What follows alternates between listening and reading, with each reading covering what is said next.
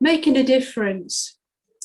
Sometimes, especially during tough times such as the one we're going through today, it's really difficult to see how things will change, how it can get better. What will make a difference? The problems seem so huge, and I feel so little, so helpless. How can I make a difference? I like the Dalai Lama quote. Anyone who thinks they're too small to make a difference has never tried to fall asleep with a mosquito in the room. During this pandemic, we've seen people make tremendous efforts to raise money for all kinds of good causes, especially for our wonderful NHS and key workers. We might immediately think of Captain Tom, who has inspired many others to do something to raise funds. And when asked why, they all say, I just wanted to make a difference. Captain Tom walked around his garden 100 times before his 100th birthday, aiming to raise £1,000 for the NHS. That £1,000 turned into over 39 million with gift aid included. Captain Tom's efforts were an inspiration to us all, but many people of all ages and abilities have wanted to make a difference, to do something. From a 104-year-old lady walking the length of a marathon round her block, to a little boy we know, 7-year-old Isaac, a real chatterbox, who decided to do a 12-hour silence to raise money for the NHS. Everyone raised far and above the modest targets they set.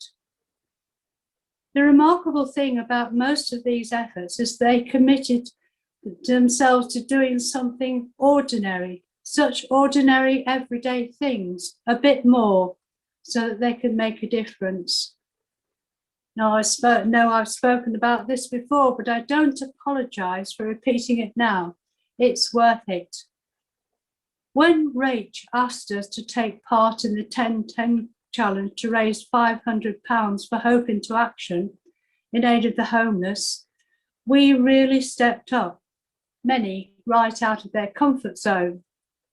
For 10 days, people walked, swam, ran, cycled, pushed their wheelchair, started a new daily exercise, tasted foods they thought they didn't like, and wrote poems.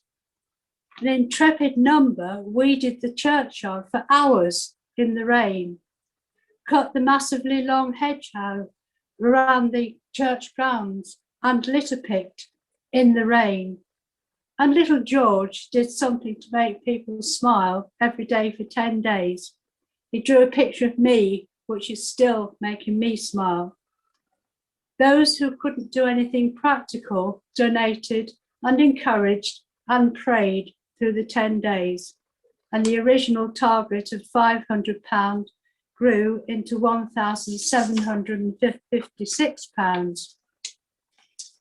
What is interesting and so encouraging is the effort that all that effort has had, apart from raising an impressive amount of money.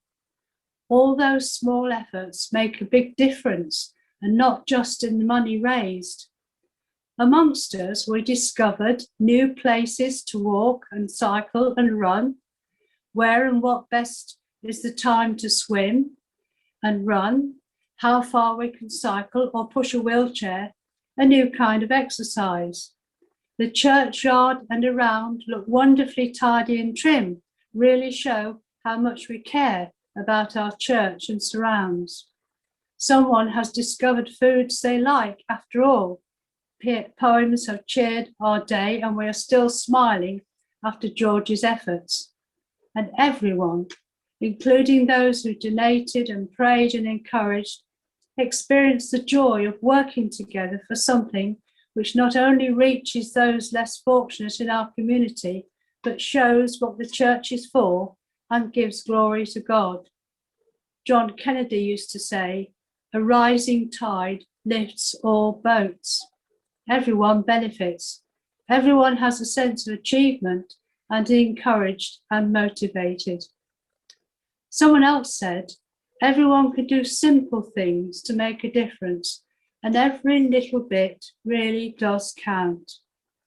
And making a difference in even the smallest ways brings hope. Hope that things can be better, even in the darkest of times. I pray some difference and hope for you today.